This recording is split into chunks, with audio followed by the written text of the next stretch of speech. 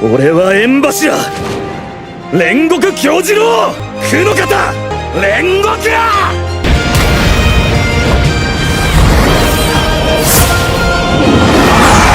かまぼこゴンパチロお前に勝つ Sa content na ito ay para sa mga Demon Slayer fans. Papakita ko sa inyo ang aking listahan ng top 15 na pinakamalakas na Demon Slayer sa Kimetsu no Yaiba. So maaaring iba-iba tayo ng pagkakarank ng mga Demon Slayers na ito. Kaya kung meron man akong pagkakamali, feel free to comment at pag-uusapan natin yan. Ang mga Demon Slayer sa Kimetsu no Yaiba ay may sari-sariling kalakasan or kakayahan. Pero syempre, meron din silang mga pagkakaiba sa lakas nila. Kaya meron tayong ranking.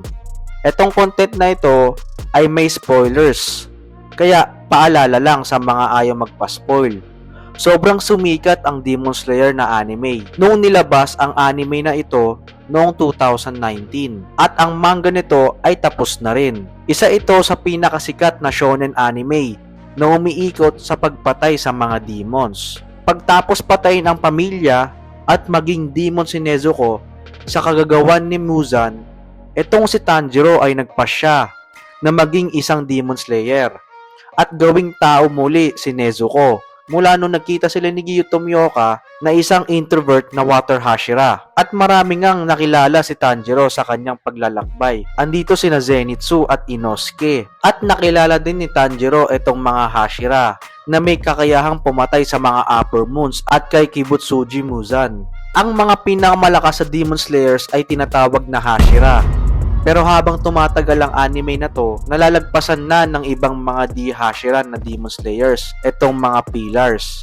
Kagaya ni Tanjiro, Zenitsu at Inosuke. At lahat ng yan ay makikita nyo sa content na ito. Pero bago tayo magsimula, mag-intro muna tayo. NANI?クソイノシシとか言われたんだぜモンジロー炭治郎だ I feel like I'm losing my mind. Is everybody in the world blind? Please Lord give me a sign, a sign. I wanna be the greatest. Everybody on the fake shit. I look around and feel like everybody is the fakest. I make this every day and I'm impatient, hoping one day I blow up from the basement. Statement, the top is so vacant. I don't hear shit that I think is amazing. Waiting for my day when I'm playing sold out shows for 1,000 faces. Hey, give me that crown, get in my way and to be put down. It ain't your place, no, this my town. If I want that shit, then I'll get it right now. I'm losing it, the noose it fits. I'm losing shit, a stupid myth. You choose to live or choose to dip. You choose to fight or lose your grip and lose a gift. Oh.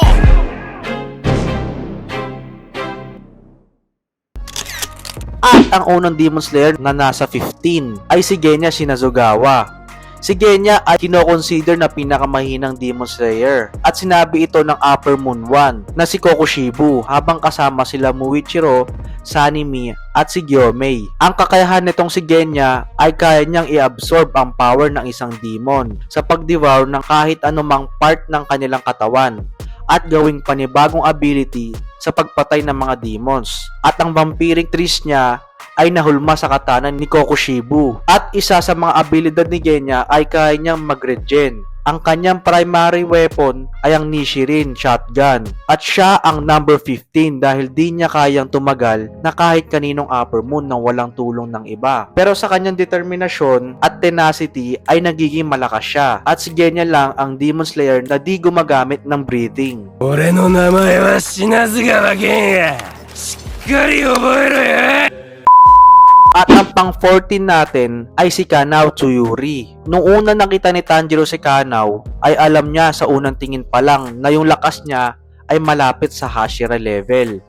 At itong si Kanao ay tinrain ni Shinobu Kocho at ang nakakatandang kapatid ni Shinobu na si Kanei Kocho. At isa siya sa mga natirang survivor sa final selection. At ang willpower ni Kanao ang nagpapalakas sa kanya na kaya makipagsabayan kay Doma na Upper Moon 2. Kagaya ni Inosuke, isa siya sa dahilan kaya nila natalo ang Upper Moon 2. At ang breathing niya ay kaya niya makita ang mundo ng sobrang bagal or slow motion. Si Kanao ay kilala sa pagiging sobrang mahiyain at lahat ng desisyon niya ay ginagawa niya sa pag-coin toss. Pero nalagpasan niya itong lahat ng dahil kay Tanjiro at ang breathing niya ay ang flower breathing.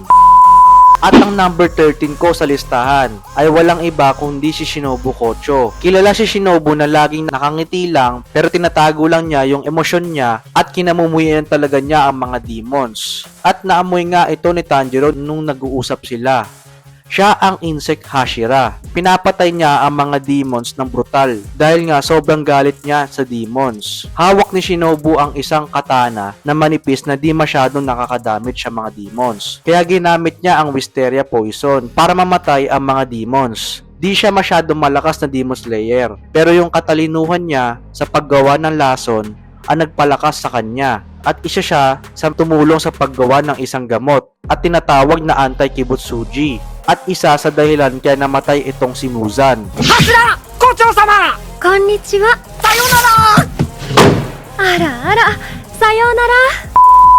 Next up natin ay ang number 12 at ito ay si Tengen Uzui. Siya ay isang shinobi at self-proclaimed siya na flashy slayer ng mga demons. Di siya sumang-ayon sa tatay niya na gawing tool ang mga tao.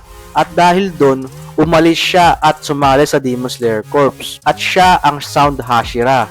Dahil sa lakas at bilis niya, ay di siya nalalayo sa mga ibang Hashira, gaya nila Rengoku, Sanemi at Giyu. Ang breeding style niya ay branch ng Thunder breeding at ito ay inimbento lang ni Tengen. May skill si Tengen na tinatawag na musical score na kaya mag-translate ng kanyang laban sa isang kanta. At isa siya sa dahilan kaya sila nakapatay ng Upper Moon kasama ang ibang Demon Slayer. もう死んでんじゃんどうも Next naman natin at ang pang number 11 ko ay si Mutsuri Kanroji. Si Mutsuri Kanroji ang love Hashira ng Demon Slayer Corps. Siya ay mahiyain, malambing at kalog. At siya ay mayroong mataas na muscle density compared sa normal na tao. Kaya siya malakas kahit na manipis ang kanyang bias. Sa sobrang lakas niya ay kaya niya mabuhay kahit na atakihin siya ng malakas na demon na di kayang gawin ng isang normal na tao. Sa sobrang lakas niya ay kaya niyang putulin ang kamay nitong si Muzan. Si Mitsuri ay may unique na breeding at technique na siya lang ang nakakagawa. At ang kanyang katana ay sobrang nipis at malambot na di kayang gamitin ng maayos ng ibang Demon Slayer. At isa siya sa pumatay sa isang Upper Moon na si Han Tengu. Yokatta de! At ang sunod naman natin ay ang pang number 10 ko sa listahan ay walang iba kundi si Inosuke Hashibira. Si Inosuke ang fan favorite ng mga Chinese at isa siya sa matagal na nakasama ni Tanjiro at ni Zenitsu. Pero dapat lagi siyang minomotivate at pinupuri para mas lumakas siya. Pero kaya niyang gawin ang anumang gusto niya basta pinukusan lang niya. At ang pagiging competitive niya ang isa sa strong points ni Inosuke, which is lagi niyang hinahamon si Tanjiro sa isang duel para mas lalo siyang lumakas. Siya ay lumaki sa bundok na maraming wild animals at siya ay flexible, mabilis at malakas ang senses. Siya ay gumagamit ng beast breeding. Sa sobrang dami na experience ni Inosuke sa labanan, ay tiyak na nalagpasan na ni Inosuke ang ibang Hashira. Shoganai!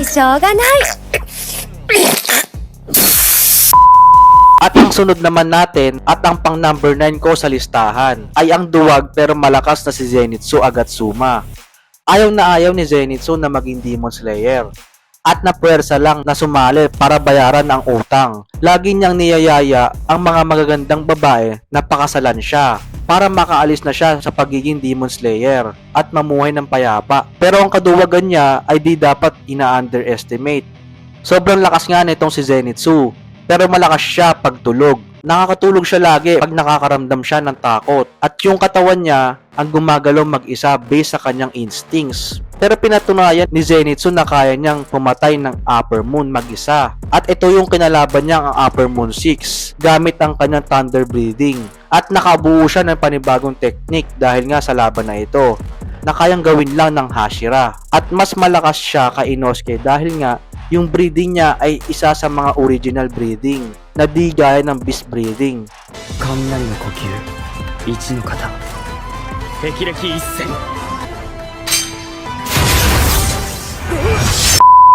Up next natin at ang number 8 ko sa listahan ay si Obanai Iguro. Habang si Shinobu ang pinakamahinang Hashira, Ito namang si Obanai ang sinasabing pangalawang pinakamahina. Pero di siya gaya ni Shinobu na di nagamit ang kanyang Demon Slayer mark. Itong si Obanai ay na-activate niya ang kanyang Demon Slayer mark na hinahayaan siyang makipaglaban na halos equal sa Upper Moon in terms of one-on-one. Kahit nabulag siya, ay bumabase siya sa kanyang puting ahas na si Kabarumaru na sinasabi sa kanya kung ano ang mga nangyayari sa kapaligiran. Pero dahil nga medyo maliit ang build niya at di siya sobrang bilis gaya ng iba, ay napunta lang siya sa spot number 8. Pero isa siya sa lumaban kay Muzan sa Infinity Castle. At dahil din sa kanyang Red Nichirin, ay sobrang nakatulong sa pagpatay kay Muzan.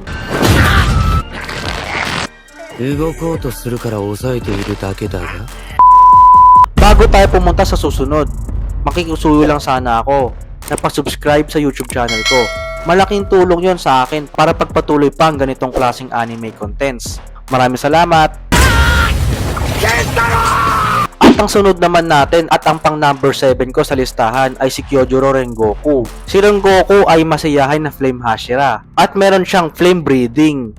At pumayag nga siya na isama si Tanjiro at turuan siya. At makikita natin ito sa Mugen Train movie. Pero kaya siya sa number 7 ay dahil nilalabanan niya ang mga demons habang pinaprotektahan ang mga civilian sa tren. At isipin nyo, tumagal siya kahit papano sa Upper Moon 3 na si Akaza. Na which is imposible dahil iba ang lakas ng Upper Moon 3. At nilabanan lang niya ito na siya lang mag-isa na walang tulong nila Tanjiro, Zenitsu at Inosuke. So in short, kaya lang naman nakapatay sila Tengen, Kanroji ay dahil sa tulong nila Tanjiro. At dahil nga sa lakas ni Rengoku ay napahanga nito ang Upper Moon 3 at sinabihan pa na maging demon siya para lagi silang maglaban ng habang buhay. At paano pa kung na-activate ni Rengoku ang Demon Slayer mark ay baka maaaring mapatay pa niya si Akaza na which is Upper Moon 3. 穴があったら入りたい。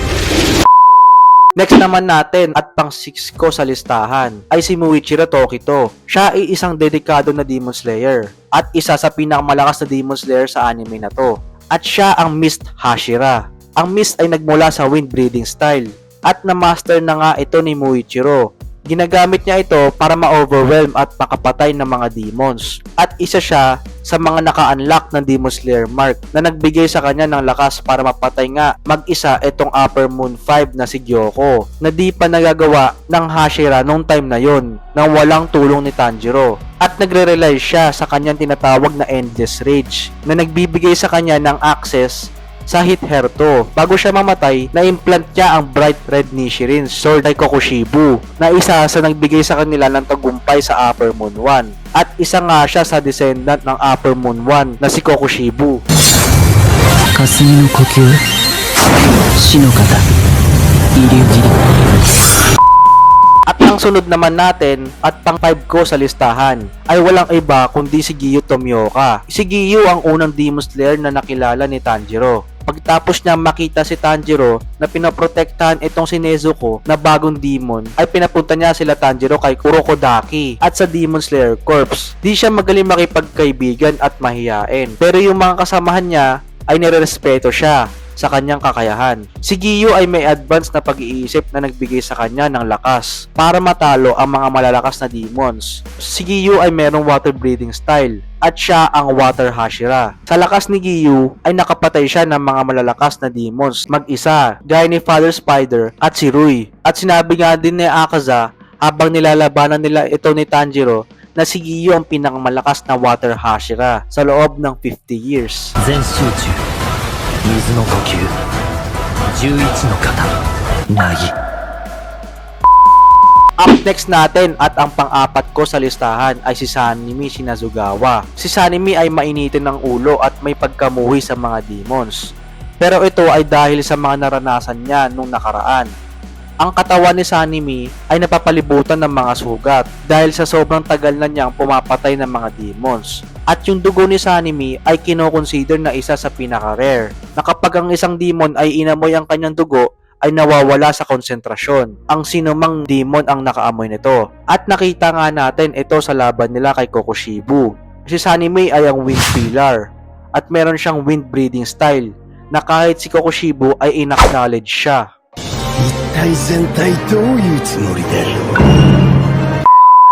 At At ang sunod natin at ang pang number 3 ko sa listahan ay walang iba kundi ang MC ng Kimetsu no Yaiba na si Tanjiro Kamado. Naging isang Demon Slayer si Tanjiro para hanapin ang demon kung sino ang pumatay sa kanyang pamilya at para gawing tao ulit ang kanyang kapatid na si Nezuko. May awa nga itong si Tanjiro kasi lagi niyang iniisip kung bakit nga naging demon ang kanyang mga nakakalaban. Ang unang breeding ni Tanjiro ay ang water breeding, pero nung tumagal-tagal ay nagawa na niya ang Dance of the Fire God or mas kilala sa Hinokami Kagura, which is ginamit ni Yorichi na pinakamalakas na Demon Slayer sa history at isa siya sa mga Demon Slayer na laging nagle-level up habang nakikipaglaban sa iba't ibang demons. Pero meron pang ibang mga Demon Slayer ang mas malakas kay Tanjiro. Pero kung Demon Tanjiro lang ang pag-uusapan, mas malakas siya sa lahat ng Hashira.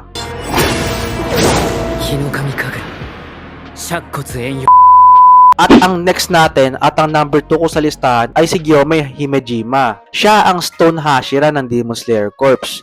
Di siya gumagamit ng katana gaya ng ibang mga Demon Slayers. Ang gamit niya ay isang axe na merong chain na nakapalibot para mahawakan ito. At ang tawag dito ay ang Kusarigama. Pag pinagsama ang stone breathing style at ang kanyang weapon, ay kaya niyang pumatay ng Upper Moon mag-isa. Siguro kaya niyang makipaglaban kay Akaza mag-isa na walang tulong ng iba. Ganun siya kalakas. At si Kokushibo na mismo ang nagsabi na ang physical abilities nga nitong si Gyomei ay sobrang lakas. At sinabi din ni Kokushibo na di pa siya nakakita ng Demon Slayer na sobrang lakas sa loob ng 300 years. After niyang makuha ang Demon Slayer mark, ay mas lalo pa siyang lumakas. At siya ang pinakadahilan kung bakit nila natalo itong si Kokushibo. Kasi kung wala siya doon, ay malamang sa malamang ay napatay ni Kokushibo. Itong mga kasama niya na sila Sanemi, Muichiro at Genya ng mabilisan. At ang number 1 natin at ang pinakamalakas na Demon Slayer in the history ay walang iba kundi si Yorichi Tsukigini. Siya ay tinaguri ang pinakamalakas na Demon Slayer na nabuhay sa mundo. Na sobrang lakas niya ay ginawa ang isang battle doll na may maraming kamay para mapantayan ang ability nitong si Yorichi. Siya ang Demon Slayer na di kailangan ng tulong ng iba at kayang-kaya pumatay ng demons mag-isa. At siya din ang dahilan kung bakit nagkatrauma si Muzan sa mga Demon Slayers, lalo na sa mga nakasuot ng Hanafuda earrings. At yun ay si Tanjiro. Sa sobrang takot ni Muzan sa kanya ay di na nagpakita itong Demon King kay Yorichi mula nun. At sa manga, nireveal na yung Hinokami Kagura ni Tanjiro ay nagmula sa Sun's breeding na gamit ni Yorichi, na which is ang pinakaunang breeding sa Kimetsu no Yaiba. At dahil dyan, siya ang pinakamalakas na Demon Slayer. At di lang Demon Slayer, kundi sa buong series. 何が楽しい何が面白い At yan ang top 15 na Demon Slayer sa Kimetsu no Yaiba. Ano sa tingin nyo? Tama ba ang pagkakarang ko? Kaya meron mang kayong masasabi, mag-leave lang kayo ng comment dyan sa ibaba at pag-usapan natin yan. Disclaimer lang, ito ay listahan ko lang at may sarili-sarili tayong opinion dito. Shoutout kay Isabel Lim ng Mandawi City, Zacarias Alvarez ng Santiago City, Adriana Rivera ng San Jose del Monte City, Bartolome Fernandez ng Makati City, Carolina Aquino ng Panabo City. At kung nagustuhan nyo ang ganitong klaseng content, like, share, subscribe at huwag kalimutan i-hit yung bell button para maging updated kayo sa mga bagong anime contents na ilalabas ko. So paano mga kaotaku? Hanggang sa muli nating pagkikita. いつまで経っても俺の名前を覚えられないじゃないか。お前の名前くらい覚えてるわかまぼこコンパチよ